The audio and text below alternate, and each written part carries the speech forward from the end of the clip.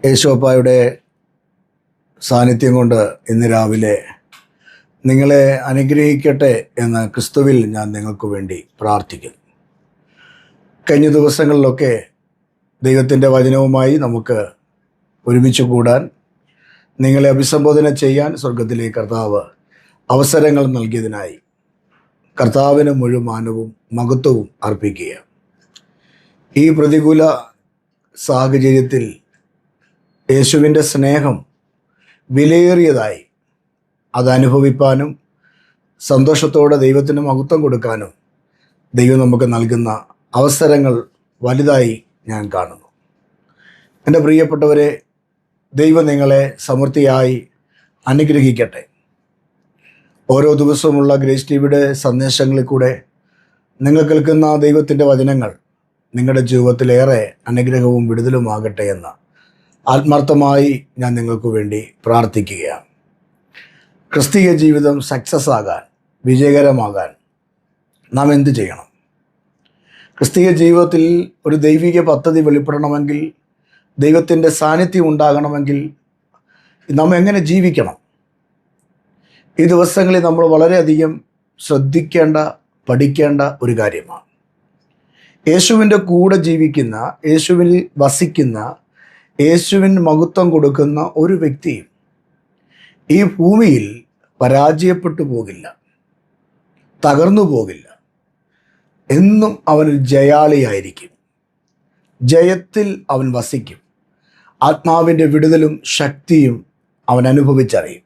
അതേ പ്രിയരെ, കർത്താവ് ഇന്ന് രാവിലെ നിങ്ങളെ യേശുവിൻ്റെ ആത്മാവിനാൽ, യേശുവിൻ്റെ വെളിപ്പാടിനാൽ ശക്തീകരിക്കുകയും ബലപ്പെടുത്തുകയും ചെയ്യട്ടെ എന്ന് ഞാൻ ആത്മാർത്ഥമായി നിങ്ങൾക്ക് വേണ്ടി പ്രാർത്ഥിച്ചുകൊണ്ട് ഇന്നത്തെ ചിന്താവിഷയം പരിശുദ്ധ ആത്മാവ് എൻ്റെ പക്കൽ നൽകിയിരിക്കുന്നത് എഫേസ്യ ലേഖനം 4-ാം അധ്യായം 27-ാമത്തെ വാക്യമാണ്. വാക്യം ഇങ്ങനെയാണ്: പിശാചിന് ഇടം കൊടുക്കരുത്. ഒരു ചെറിയ വാക്യമാണ്. പിശാചിന് ഇടം കൊടുക്കരുത്. അപ്പോസ്തലനായ പൗലോസ് എഫേസ്യ സഭയ്ക്ക് ലേഖനം എഴുതുമ്പോൾ ആ എഫേസ്യ ലേഖനത്തിലെ എനിക്ക് തോന്നുന്നു ഏറ്റവും ചെറിയ വാക്യങ്ങളിൽ ഒരു വാക്യമാണ് ഈ 27-ാമത്തെ വാക്യം. ഒറ്റ സെൻറ്റൻസ് കൊണ്ട് പൗലോസ് ആ വാക്ക് നിർത്തിയിട്ട് അടുത്ത വാക്യത്തിലേക്ക് കയറുന്നതായിട്ടാണ് നമുക്ക് കാണാൻ കഴിയുന്നത്. പൗലോസ് പറയുകയാണ്, എഫെസോസിലുള്ള വിശ്വാസികളോട് അവരെ ബുദ്ധി ഉപദേശിക്കുകയാണ്, ഉറപ്പിക്കുകയാണ്, പിശാചിന് ഇടം കൊടുക്കരുത്. ഒരു ദൈവവേദൻ്റെ ക്രിസ്തീയ ജീവിതത്തിൽ ഉയർച്ചയും നന്മയും ഉണ്ടാകണമെങ്കിൽ നമ്മൾ മാറ്റി നിർത്തേണ്ട ഒരു വ്യക്തിയാണ് പിശാച്. പിശാചിന് ഇടം കൊടുത്തുകൊണ്ട് നമ്മുടെ വീട്ടിൽ, നമ്മുടെ മനസ്സിന്, നമ്മുടെ ചിന്തകൾക്ക്, നമ്മുടെ വികാരങ്ങൾക്ക്, നമ്മുടെ പ്രവൃത്തികൾക്ക് പിശാചിന് ഇടം കൊടുത്തുകൊണ്ട് നമ്മൾ ജീവിച്ചാൽ ഒരു ദൈവിക വിടുതൽ പ്രാപിക്കേണ്ടതുപോലെ പ്രാപിക്കുവാൻ കഴിയാതെ പോകും. പിശാച് നമ്മളെ തകർത്ത് കളയും. എന്നാൽ യേശുവിൻ്റെ സാന്നിധ്യം അനുഭവിക്കുന്ന പൗലോസ് സഭയ്ക്ക് ലേഖനം എഴുതുമ്പോൾ പറയുകയാണ്, കുഞ്ഞുങ്ങളെ, നിങ്ങളുടെ ജീവിതത്തിൽ നന്മയും ഉയർച്ചയും അനുഗ്രഹവും ഉണ്ടാകണമെങ്കിൽ നിങ്ങൾ മാറ്റി നിർത്തേണ്ട വ്യക്തി പിശാചാണ്. പിശാച് നിങ്ങളെ കലക്കും. പിശാച് നിങ്ങളുടെ നന്മയെ അപഹരിക്കും. നിങ്ങളുടെ സ്വസ്ഥത എടുത്തു കളയും.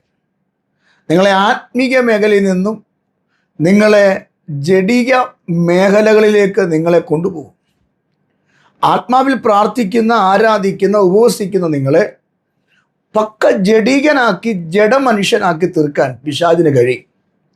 അതുകൊണ്ട് നാം ഒരു ഓട്ടക്കളത്തിലാണ്. ഈ ഓട്ടക്കളത്തിൽ ഓടി അങ്ങേ അറ്റത്ത് ബിരുദു പ്രാപിക്കുവാനായി നമുക്ക് വേണ്ടി വച്ചിരിക്കുന്ന ആ കിരീടം അവകാശമാക്കുവാനായി നമ്മൾ ലക്ഷ്യസ്ഥാനത്ത് ഓടി തികയ്ക്കേണ്ടത് ഉണ്ട്. ആ ലക്ഷ്യസ്ഥാനത്ത് ഓടി തികച്ചെങ്കിൽ മാത്രമേ നമ്മുടെ മുമ്പിൽ വെച്ചിരിക്കുന്ന കിരീടം നമുക്ക് പ്രാപിക്കുവാനായിട്ട് കഴിയും. അതുകൊണ്ട് അപ്പോസ്തലനായ പൗലോസ് വ്യക്തമായിട്ട് പറയുകയാണ്, നിന്റെ ഓട്ടത്തെ തെറ്റിക്കുന്ന, നിന്റെ ലക്ഷ്യത്തെ തെറ്റിക്കുന്ന, നിന്റെ ദർശനത്തെ മങ്ങീഭവിപ്പിക്കുന്ന, യേശുവുമായുള്ള ബന്ധത്തിൽ നിന്ന് നിങ്ങളെ അടർത്തിക്കൊണ്ടു പോകുന്ന ഏതൊരു പൈശാചിക മണ്ഡലമായാലും അതിനെ ജയിക്കണമെങ്കിൽ പിശാചിനോട് നിങ്ങൾ കോംപ്രമൈസ് ചെയ്യരുത്. പിശാചിനോട് നിങ്ങൾ അടുക്കരുത്. പിശാചിൻ്റെ പ്രവൃത്തികളെ അറിയാതെ ഇരിക്കരുത്. പിശാചിനോട് നിങ്ങൾ എന്ത് ചെയ്യണം? എതിർത്ത് നിൽക്കണം. ഇന്ന് രാവിലെ എൻ്റെ പ്രിയപ്പെട്ട സഹോദരങ്ങളോട് ഞാൻ പറയാം, നീ ഒരു ക്രിസ്തു വിശ്വാസിയാണെങ്കിൽ ക്രിസ്തുവിൻ്റെ ആത്മാവ് നിങ്ങളെ ഉയർത്താവുന്നതിൻ്റെ അപ്പുറം നിങ്ങളെ ഉയർത്തും. നിങ്ങളുടെ സ്ഥിതികൾക്ക് വ്യത്യാസം വരും. നിങ്ങളുടെ കാഴ്ചപ്പാട് തന്നെ മാറും. നിങ്ങളുടെ തലമുറയ്ക്കൊരു അനുഗ്രഹം ഉണ്ടാകും. നിങ്ങൾ കണ്ടിട്ടില്ലാത്ത നന്മകളും ഉയർച്ചകളും അനുഗ്രഹങ്ങളും യേശു നിങ്ങൾക്ക് നൽകിത്തരും. നിങ്ങൾ പോകാത്ത രാജ്യങ്ങളിൽ നിങ്ങൾ കാലു ചവിട്ടും. നിങ്ങൾ കയറാത്ത വാഹനങ്ങളിൽ ദൈവം നിങ്ങളെ കയറ്റും. നിങ്ങൾ കിടന്നുറങ്ങിയിട്ടില്ലാത്ത ബെഡുകളിൽ ദൈവം നിങ്ങളെ കിടത്തി ഉറക്കും. നിങ്ങൾ താമസിച്ചിട്ടില്ലാത്ത വീടുകളിൽ ദൈവം നിങ്ങളെ താമസിപ്പിക്കും. ഇന്ന് രാവിലെ ഞാൻ ആരോടൊക്കെയോ ദൂത് പറയുകയാ, നിങ്ങൾ പിശാചിന് ഇടം കൊടുക്കാതെ പകരം നിങ്ങളുടെ ഉള്ളിൽ ക്രിസ്തുവിന് ഇടം കൊടുക്കാൻ നിങ്ങൾ തയ്യാറാണെങ്കിൽ ക്രിസ്തുവിൻ്റെ ആത്മാവ് നിങ്ങളെ ഉയർത്തും. അതുകൊണ്ട് വേദപുസ്തകത്തിൽ വാക്യം ഇങ്ങനെ പറയുന്നത്, ഞാനോ ഉയർത്തപ്പെട്ടാൽ നിങ്ങളെയും എന്തു ചെയ്യും? ക്രിസ്തുവിൻ്റെ ആത്മാവ് ഉയർത്തും. ക്രിസ്തു നമ്മുടെ ജീവിതത്തിൽ ഉയർന്നു നിന്നാൽ ക്രിസ്തുവിന് കൊടുക്കേണ്ട സ്ഥാനം, ആ പൊസിഷൻ കൊടുക്കേണ്ടതുപോലെ നമ്മൾ കൊടുത്താൽ ജീവിതത്തിൽ ഏത് പ്രതിസന്ധികളെയും ജയിച്ച് കാൽ കീഴെ ആക്കി സാത്താൻ്റെ തലയെ ക്രിസ്തു തകർത്തതുപോലെ നമുക്കെതിരെ വരുന്ന പ്രതിസന്ധികളെ തകർക്കാൻ, അതിനെ ഉടയ്ക്കാൻ, അതിൽ ജയം കൊള്ളുവാൻ ദൈവം നമുക്ക് അധികാരവും ശക്തിയും കൃപയും നൽകുമെന്ന് ആത്മാവിൽ ഞാൻ പ്രവചിച്ചു പറയുകയാണ്.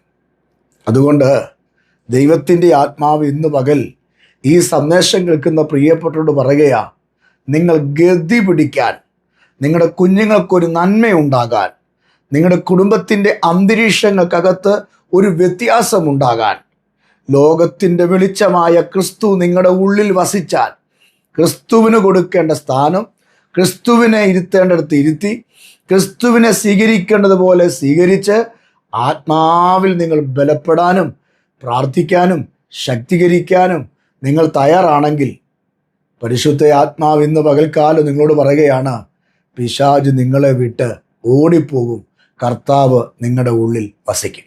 ഒരു ചൊല്ലുണ്ട്, ഒരു ഉറവയിൽ നിന്ന് മധുരവും കയ്പും ഒഴുകുകയില്ല. ഒന്നിൽ ആ ഉറവയിൽ കയ്പായിരിക്കും ഒഴുകുന്നത്, അല്ലെങ്കിൽ ആ ഉറവയിൽ മധുരമായിരിക്കും ഒഴുകുന്നത്. ഒരിക്കലും കയ്പും മധുരം കൂടെ ഒഴുകത്തില്ല. എന്നതുപോലെ ഒരു ദൈവപൈതലിൻ്റെ ജീവിതത്തിൽ അവൻ്റെ ആത്മമണ്ഡലത്തിൽ അല്ലെങ്കിൽ അവൻ്റെ ശരീര മേഖലകളിൽ ഒരിക്കലും പിശാചും ഈ ദൈവവും കൂടെ അല്ലെങ്കിൽ ക്രിസ്തുവും കൂടെ ഒരുമിച്ച് പോകുകയില്ല. ഒന്നിൽ പിശാചിൻ്റെ പ്രവൃത്തിയായിരിക്കും, അല്ലെങ്കിൽ ദൈവത്തിൻ്റെ പ്രവൃത്തിയായിരിക്കും. ശൗലിൻ്റെ മേലുള്ള ആത്മാവിനെ എടുത്തു മാറ്റി യഹോവയായ ദൈവം ദുരാത്മാവിനെ അയച്ചു എന്ന് വായിക്കുന്നില്ലേ? അപ്പോൾ ദൈവാത്മാവ് വസിക്കുന്ന ഒരു സ്ഥലത്ത് യേശുവിൻ്റെ ആത്മാവ് നയിക്കുന്ന ഒരു മേഖലയിൽ, ഒരു വ്യക്തിയിൽ ഒരിക്കലും പിശാചിന് ഇടമില്ല എന്നുള്ളതാണ് വാസ്തവമായ കാര്യം. നിങ്ങൾ കർത്താവിനാണ് സ്ഥാനം കൊടുക്കുന്നതെങ്കിൽ നിങ്ങളുടെ ജീവിതം അനുഗ്രഹിക്കപ്പെട്ടിരിക്കും. അങ്ങനെയാണെങ്കിൽ ജീവിതത്തിൽ അനുഗ്രഹമുണ്ടാകാൻ, ജീവിതത്തിൽ ഉയർച്ച ഉണ്ടാകാൻ 5 വിധ കാര്യങ്ങൾ നിങ്ങൾ മാറ്റി നിർത്തണം.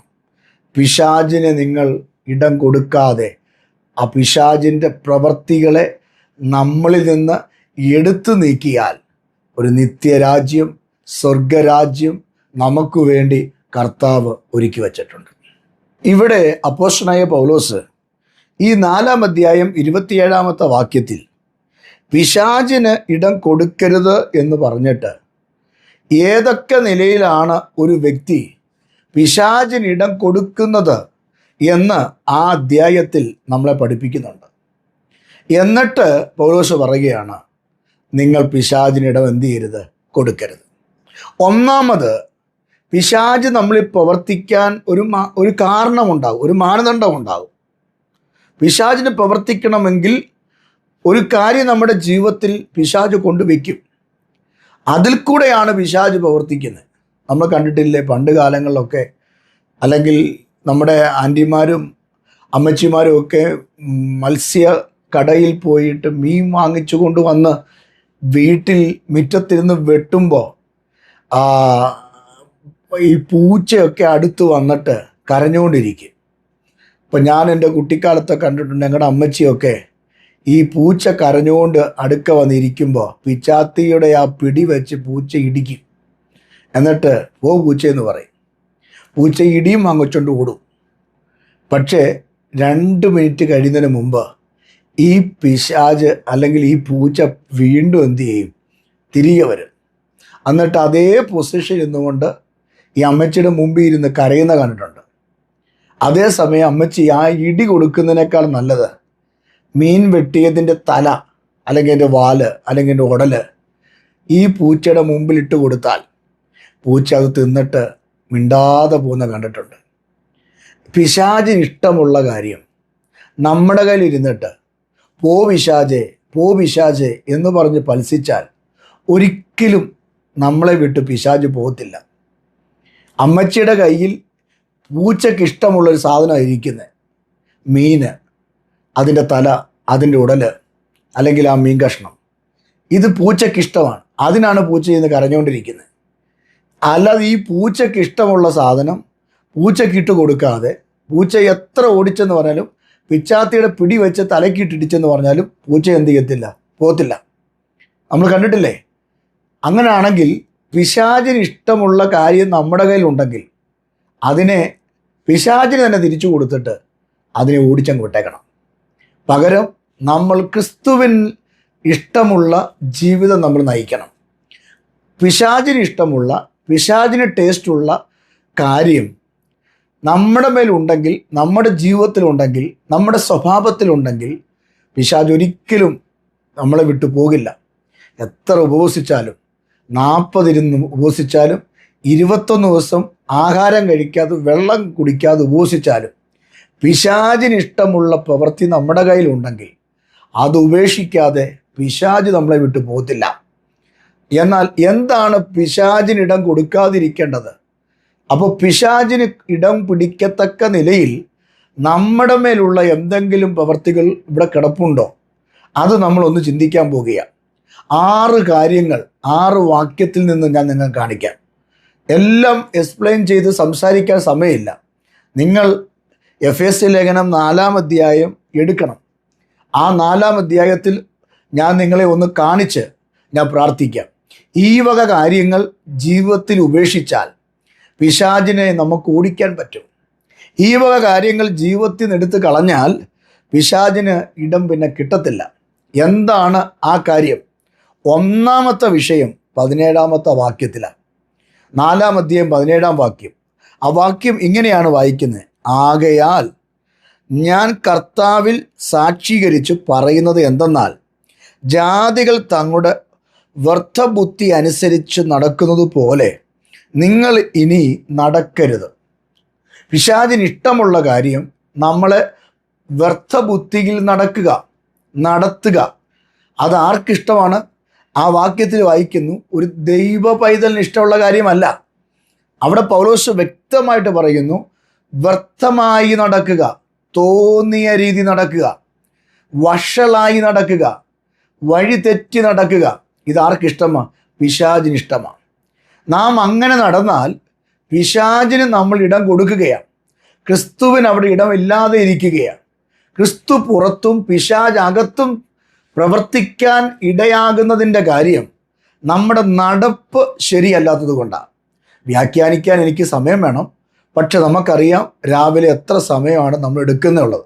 അതുകൊണ്ട് ഞാൻ വേഗത്തിൽ പറഞ്ഞു വിടാം. നിങ്ങൾ പുസ്തകം തുറന്ന് നിങ്ങൾ വായിക്കണം. പരിശുദ്ധാത്മാവ് നിങ്ങളോട് സംസാരിക്കും. അപ്പോൾ ഒന്നാമത്, പിശാചിന് നമ്മുടെ ഇടയിൽ നമ്മളിൽ ഇടം പിടിക്കാനുള്ള കാര്യം നമ്മൾ വ്യർത്ഥമായി നടക്കുന്നത് കൊണ്ടാണ്. ഈ വ്യർത്ഥമായി നടക്കുന്നത് ദൈവത്തിൻ്റെ പൈതലല്ല. അവിടെ എഴുതിയിരിക്കുകയാണ്, ജാതികൾ തങ്ങളുടെ വ്യർത്ഥ ബുദ്ധിയിൽ. അപ്പം ജാതികൾ ആരാ? ജാതികൾ ദൈവമില്ലാത്ത, ജീവനുള്ള ദൈവത്തിൽ വിശ്വാസമില്ലാത്ത, ദൈവത്തിൻ്റെ കൽപ്പന അനുസരിക്കാത്ത, ദൈവത്തിൻ്റെ ഉപദേശത്തിൽ നിൽക്കാത്ത, വിശുദ്ധിയിൽ നിൽക്കാത്ത, വേർപാടിൽ നിൽക്കാത്ത വ്യക്തിയെ വിളിക്കുന്ന പേരാണ് ജാതികൾ. പക്ഷെ ജാതികൾ വ്യർത്ഥമായിട്ടാണ് നടക്കുന്നത്. ഒരു വിശുദ്ധനെ സംബന്ധിച്ച്, ഒരു ദൈവവൈതലിനെ സംബന്ധിച്ച് വ്യർത്ഥമായി നടക്കുന്നെങ്കിൽ നമ്മുടെ ഇടയിൽ ഉള്ളിൽ പിശാച് ഇടം തേടുകയാണ്. അതുകൊണ്ട് പിശാചിന് ഇടം കൊടുക്കാതിരിക്കണമെങ്കിൽ നമ്മൾ ഇന്നു മുതൽ എങ്ങനെ ജീവിക്കണം? വ്യർത്ഥമല്ലാതെ വിശുദ്ധിയിലും വേർപാടിലും ദൈവകൃപയിലും നമ്മൾ എന്ത് ചെയ്യണം? ജീവിക്കണം. ഒന്നാമത്തെ വിഷയം അവിടെയാണ്. ഇനി 18ാമത്തെ വാക്യത്തിലേക്ക് നിങ്ങൾ വരിക. അവിടെ പിശാചിന് നമ്മളിൽ ഇടം തേടാനുള്ള ഒരു കാരണം അവിടെ എഴുതിയിട്ടുണ്ട്. അവിടെ എഴുതിയിരിക്കുക ഇങ്ങനെയാണ്. അവിടെ എഴുതിയിരിക്കുന്നു, ഹൃദയകാഠിന്യം നിമിത്തം. ഹൃദയകാഠിന്യം. ഒരു ദൈവവൈതലിൻ്റെ ജീവിതത്തിൽ എപ്പോഴും എൻ്റെ ഹൃദയം ലളിതമായിരിക്കണം. മറ്റുള്ളവരോട് സംസാരിക്കുമ്പോഴും ഇടപെടുമ്പോഴും ദൈവത്തോട് ഇടപെടുമ്പോഴും മനുഷ്യരോട് ഇടപെടുമ്പോഴും ഹൃദയം കഠിനപ്പെട്ടു പോകരുത്. ചില ആളുകളെ കണ്ടിട്ടില്ലേ? ദയയില്ലാത്ത ഒരു സ്വഭാവം, ഹൃദയകാഠിന്യം. സാധുക്കളോട് വേണ്ട, അപ്പനോട് വേണ്ട, അമ്മയോട് വേണ്ട, ഭാര്യയോട് വേണ്ട, കാഠിന്യമുള്ള ഹൃദയത്തോടു കൂടെ ഇടപെടുന്ന ആളുകളെ കണ്ടിട്ടില്ലേ? എന്നാൽ ഇവിടെ കർത്താവിൻ്റെ ആത്മാവ് പറയുക, ഹൃദയകാഠിന്യത്തോടു കൂടെയാണ് നിങ്ങൾ ജീവിക്കുന്നതെങ്കിൽ, ഒരു അയവില്ലാത്ത, ഒരു എളിമയില്ലാത്ത, ഒരു അനുകമ്പയില്ലാത്ത ഒരു ഹൃദയമാണ് നിങ്ങളുടെ ഉള്ളിൽ ഇരിക്കുന്നതെങ്കിൽ, നിങ്ങളൊരു വല്ലാത്ത കഠിന ഹൃദയമാണ് നിങ്ങൾ അനുഭവിക്കുന്നതെങ്കിൽ, പലരും പറയുന്നത് കേട്ടില്ലയോ? അതെന്തോ മനുഷ്യനാ, അവൻ്റെ മനസ്സെന്തോ മനസ്സാ എന്ന് ചോദിക്കുന്നത് കേട്ടില്ലേ? അങ്ങനെ ഇരിക്കുന്നതിൻ്റെ അർത്ഥം നിങ്ങളുടെ ഹൃദയത്തിൽ പിശാചിനിടമുള്ളത് കൊണ്ടാണ്. പിശാചിനിടമുള്ള ഒരു വ്യക്തി ആ ഹൃദയം കഠിനമായിരിക്കും. അതുകൊണ്ടാണ് അപ്പനെ തല്ലുന്നു, അമ്മയെ തല്ലുന്നു, മാതാപിതാക്കളെ ഉപേക്ഷിക്കുന്നു, അല്ലെങ്കിൽ ഭർത്താവിനെ കൊല്ലുവാൻ ഏൽപ്പിച്ചു കൊടുക്കുന്നു, ജനിപ്പിച്ച കുഞ്ഞുങ്ങളെ മറ്റു പല നിലയിൽ കൊന്നുകളയുന്നു, കാമുകന് വേണ്ടി സ്വന്തം കുഞ്ഞിനെ ബലിയാക്കുന്നു. ഇതൊക്കെ കാര്യം എന്താണെന്നറിയാമോ? കുത്തുന്നു, കൊല്ലുന്നു, ചവിട്ടുന്നു, ദേഹോപദ്രവം നടത്തുന്നു, അസഭ്യങ്ങൾ സംസാരിക്കുന്നു. ഇതെല്ലാം ഹൃദയകാഠിന്യം കൊണ്ടാണ്. സ്വന്തം വീട്ടിൽ സ്വന്തം ഭാര്യയോട് മനസ്സാക്ഷി ഇടപെടുന്നില്ല. ആമേൻ. എപ്പോഴും വഴക്കാണ്, ദേഹോപദ്രവമാണ്, ചീത്ത വിളിച്ചു കൊണ്ട് ചെല്ലുകയാണ്, വീടിനകത്ത് സ്വസ്ഥതയില്ല, മക്കളോട് ഭയങ്കര വിഷയം, ഭാര്യയോട് ഭയങ്കര വിഷയം, ഭർത്താവിനോട് ഭയങ്കര വിഷയം, കീഴ്പ്പെടുന്നില്ല, അനുസരിക്കുന്നില്ല. ഇതെല്ലാത്തിൻ്റെ കാര്യം ഹൃദയകാഠിന്യമാണ്. ഈ ഹൃദയകാഠിന്യം ഹൃദയത്തിനകത്തിരിക്കുമ്പോൾ അവിടെ ക്രിസ്തുവില്ല പ്രിയരെ. ആ ഹൃദയത്തിൽ ആരില്ല? കർത്താവില്ല. പകരം സാത്താനിരിക്കുകയാണ്, പിശാചിരിക്കുകയാണ്. അതുകൊണ്ട് എഫെസ്യ സഭയ്ക്ക് ലേഖനം എഴുതുമ്പോൾ പൗലോസ് പറയുക, പിശാചിന് നിങ്ങൾ എന്ത് ചെയ്യരുത്? ഇടം കൊടുക്കരുത്. അതിന് ഇടം കൊടുക്കാതിരിക്കണമെങ്കിൽ നിങ്ങളുടെ ഹൃദയത്തിലെ കാഠിന്യം എന്ത് ചെയ്യണം? എടുത്ത് കളയണം. ഇനിയും അടുത്തത് നമ്മൾ ചിന്തിക്കുന്നത്, പിശാചിന് ഇടം കൊടുക്കാനുള്ള കാര്യം 25ാം വാക്യത്തിലേക്ക് വരണം. അവിടെ എഴുതിയിരിക്കുന്ന, ആകയാൽ ഫോഷ്ക് ഉപേക്ഷിച്ച് ഓരോരുത്തൻ താൻ്റെ കൂട്ടുകാരനോട് സത്യം സംസാരിപ്പീൻ. കണ്ടോ? പിശാചിന് ഇടം പിടിക്കുന്നതിൻ്റെ കാര്യം, നമ്മളിൽ പിശാച് ഇടം പിടിക്കുന്നതിൻ്റെ കാര്യം പലപ്പോഴും നമ്മൾ എന്ത് ചെയ്യുന്നില്ല? സത്യം സംസാരിക്കുന്നില്ല. കള്ളത്തരം മാത്രമാണ് പറയുന്നത്. നേരായൊരു വാക്ക് ആരോടും പറയത്തില്ല.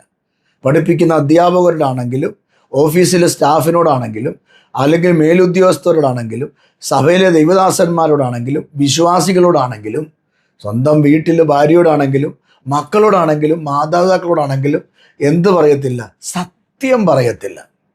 സത്യം പറയാതെ സത്യം പറയേണ്ട സ്ഥാനത്ത്, സത്യം സത്യമായി സംസാരിക്കേണ്ട സ്ഥാനത്ത് കള്ളമാണ് നീ സംസാരിക്കുന്നതെങ്കിൽ, ഇന്ന് പകൽ ഈ സന്ദേശം കേൾക്കുന്ന പ്രിയപ്പെട്ടവർ കേൾക്കുക, നിങ്ങളുടെ വായിൽ നിന്ന് വരുന്ന വാക്ക് സത്യമല്ലാതെ കള്ളമാണ് വരുന്നതെങ്കിൽ, മറ്റുള്ളവരോട് നിങ്ങൾ കള്ളമാണ് പറയുന്നതെങ്കിൽ, നിങ്ങളുടെ ഉള്ളിൽ ക്രിസ്തുവില്ല, നിങ്ങളുടെ പിശാചുണ്ട്. അതുകൊണ്ട് പിശാചിന് ഇടം പിടിക്കുന്ന മറ്റൊരു സ്ഥാനം, മൂന്നാമത്തെ വിഷയമാണ് സത്യം പറയാതെ കള്ളം പറയുക. അടുത്തത് വായിക്കുന്നു, നാം നമ്മിൽ അവയമല്ലോ, കോപിച്ചാൽ പാപം ചെയ്യാതിരിപ്പീൻ. കോപിച്ചാൽ, അടുത്ത വിഷയമാണ്, കോപിച്ചാൽ പാപം ചെയ്യാതിരിപ്പീൻ. എന്താ കാര്യം?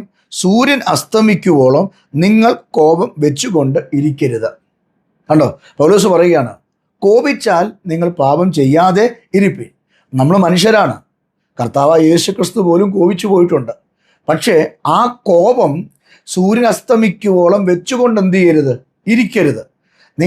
നമ്മൾ കോപിക്കും, പക്ഷേ ആ കോപം വെച്ചുകൊണ്ട് പാപം ചെയ്യാനോ പിശാചിന് ജയമെടുക്കുവാനോ ഇടയാകരുത്. അതുകൊണ്ട് ഒരു വിഷയത്തിൽ പെട്ടെന്നൊരു കോപം വന്നെങ്കിൽ അത് അന്നേരം എന്ത് ചെയ്യണം? വിട്ടുകളയണം. അത് മനസ്സിനകത്ത് വെച്ച് അത് പുണ്ണാക്കി പഴുത്ത് അത് നാറി മറ്റുള്ളവർക്ക് ഭാരമായി ആ കുടുംബം തകർത്ത്, ആ പള്ളി തകർത്ത്, ആ വീട്ടുകാരെ തകർത്ത്, ആ കുഞ്ഞിൻ്റെ ഭാവി അടച്ചു കളയുന്ന നിലയിൽ നീ എന്ത് ചെയ്യരുത്? കോപം വെച്ചുകൊണ്ടിരിക്കരുത്. നിന്റെ സ്നേഹിത നിന്റെ ഭാര്യയോട് നിനക്ക് കോപമുണ്ടെങ്കിൽ സൂര്യൻ അസ്തമിക്കുന്നതിന് മുമ്പ് ഏറ്റുപറയണം. നിന്റെ ഭർത്താവിനോട് നിനക്കൊരു കോപം വന്നെങ്കിൽ സന്ധ്യയാകുന്നതിന് മുമ്പ് ക്രമീകരിച്ച് അതിനകത്തൊരു ക്രമീകരണം ഉണ്ടാക്കണം. മാതാപിതാക്കളോടോ മക്കളോടോ നിനക്കൊരു കോപം വന്നെങ്കിൽ അത് സൂര്യൻ അസ്തമിക്കുന്നതിന് മുമ്പ് ഏറ്റുപറയണം. പണ്ട് കാലങ്ങളിൽ നമ്മുടെ വീടുകളിൽ സന്ധ്യാപ്രാർത്ഥനയ്ക്ക് ഇരിക്കുമ്പോൾ ഭാര്യ ഭർത്താവിൻ്റെ മുഖത്ത് നോക്കി പറയുമായിരുന്നു, ഭർത്താവ് ഭാര്യയുടെ മുഖത്ത് നോക്കി പറയുമായിരുന്നു, ഡി അല്ലെങ്കിൽ ചേട്ടാ, ഞാൻ ഇന്ന് രാവിലെ അങ്ങനെ സംസാരിച്ചത്, എന്നോട് ക്ഷമിക്കണം എന്ന് പറഞ്ഞിട്ട് പാട്ടുപാടി പ്രാർത്ഥിക്കുന്ന കുടുംബമുണ്ടായിരുന്നു. പക്ഷെ ഇന്ന് അതല്ല, കാലം കഴിഞ്ഞു. ഇന്ന് ആ കോപം വെച്ചുകൊണ്ട് പാടും, ആ കോപം വെച്ചുകൊണ്ട് വേദപുസ്തകം വായിക്കും, ആ കോപം വെച്ചുകൊണ്ട് പ്രാർത്ഥിക്കും. ഒരു പായിരുന്ന പ്രാർത്ഥിക്കുന്നത്, പക്ഷേ രണ്ടുപേരും മിണ്ടിയിട്ട് മാസങ്ങളായി കോപം ഭരിക്കുക. അതുകൊണ്ട് ആ വ്യക്തിയിൽ ആരില്ല? ക്രിസ്തുവില്ല, പകരം പിശാചാണ് ഇരിക്കുന്നത്. അപ്പോൾ നോക്കുക, കോപം ഉണ്ടെങ്കിൽ പിശാചുണ്ട്. നിങ്ങളുടെ സഹോദരനോട് കോപിക്കുന്നെങ്കിൽ ദൈവം നിങ്ങളുടെ ഉള്ളിലില്ല. അതുകൊണ്ടാണ് കർത്താവിൻ്റെ വചനത്തിൽ പറഞ്ഞത്, നിങ്ങൾ യാഗം കഴിക്കാൻ പോകുമ്പോൾ നിങ്ങൾക്ക് നിങ്ങളുടെ സഹോദരനോട് എന്തെങ്കിലും ഉണ്ടെങ്കിൽ അത് യാഗപീഠത്തിൽ ചെന്ന് യാഗം കഴിക്കുന്നതിന് മുമ്പ് യാഗവസ്തുവിനെ അവിടെ വെച്ച് സഹോദരനോട് പോയി ആദ്യ നിരപ്പ് പ്രാപിക്കുക. ആദ്യ നിരപ്പ് പ്രാപിച്ചിട്ട് തിരികെ വന്നിട്ട് നീ പിന്നെന്ത് ചെയ്യുക? യാഗം കഴിക്കുക. അപ്പോൾ കോപം പിശാചിൻ്റെ ഭയങ്കര ആയുധമാണ്. സത്യം സംസാരിക്കാത്തത് പിശാചിൻ്റെ വലിയൊരു ആയുധമാണ്. വ്യർത്ഥ നടപ്പ് അത് പിശാചിൻ്റെ വലിയൊരു ആയുധമാണ്. ആമേൻ. അതുപോലെ തന്നെ ഹൃദയകാഠിന്യം പിശാചിൻ്റെ വലിയ ആയുധമാണ്. അടുത്തത് നമുക്ക് കാണാൻ കഴിയുന്നത് അതിൻ്റെ 31 വാക്യമാണ്.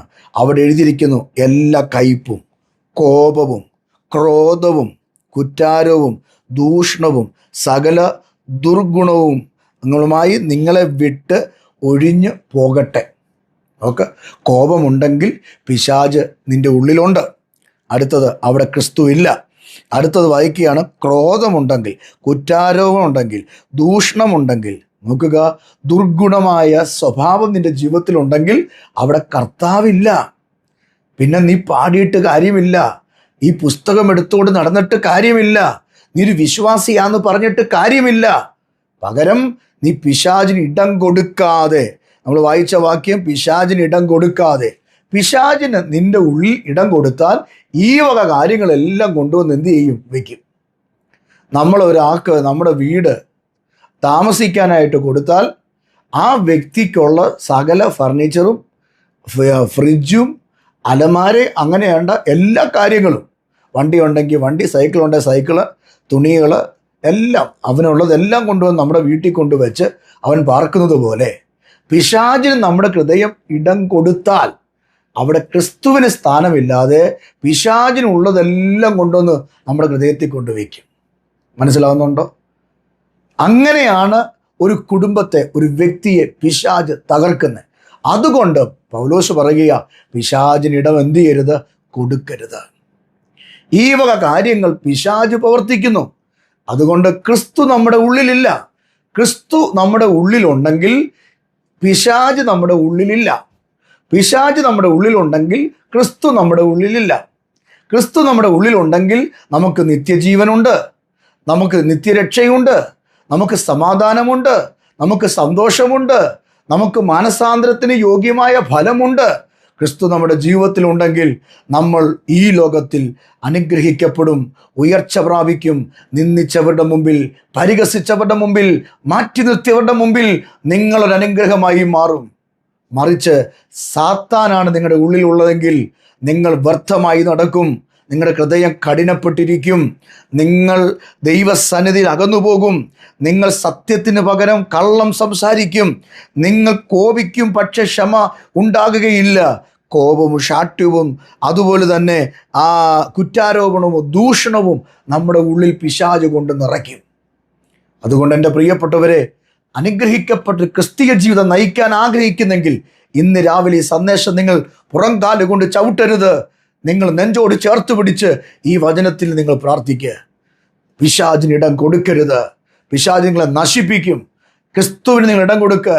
നിങ്ങളുടെ ഹൃദയത്തിനകത്ത് ക്രിസ്തു വാഴട്ടെ, നിങ്ങളുടെ ഹൃദയത്തിനകത്ത് ക്രിസ്തു ഭരിക്കട്ടെ.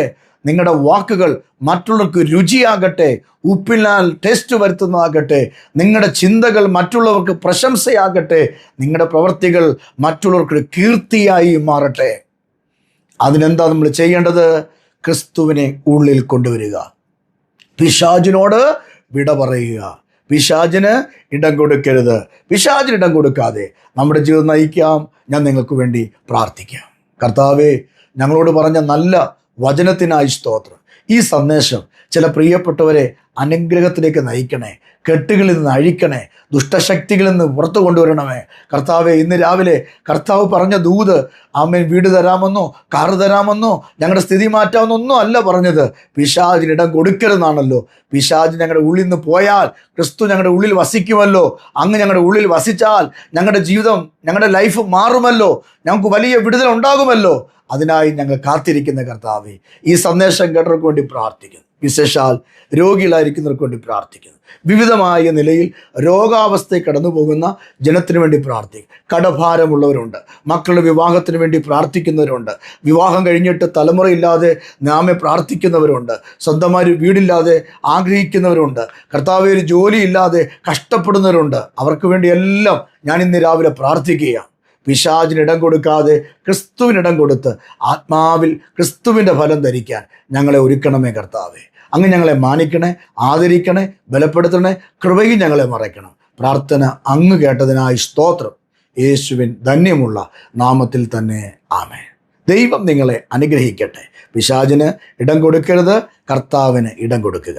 പിശാചിന് ഇടം കൊടുത്താൽ വാടകക്കാരൻ നമ്മുടെ വീട്ടിൽ വന്ന് വാടകയ്ക്ക് താമസിക്കാൻ നേരത്ത് അവനുള്ളതെല്ലാം നമ്മുടെ വീട്ടിൽ കൊണ്ടുവയ്ക്കുന്നത് പോലെ പിശാചിനിടം കൊടുത്താൽ പിശാചിനുള്ളതെല്ലാം നമ്മുടെ ഹൃദയത്തിൽ കൊണ്ടുവയ്ക്കും. അങ്ങനെ നമ്മൾ നശിക്കും, നമുക്ക് വീണ്ടെടുപ്പ് നഷ്ടപ്പെടും, നിത്യ നഷ്ടപ്പെടും. അതുകൊണ്ട് ക്രിസ്തുവിൽ നമുക്ക് വളരാം, ക്രിസ്തുവിൽ നമുക്ക് ജീവിക്കാം. ദൈവം നിങ്ങളെ അനുഗ്രഹിക്കുമാറാകട്ടെ. ആമേൻ.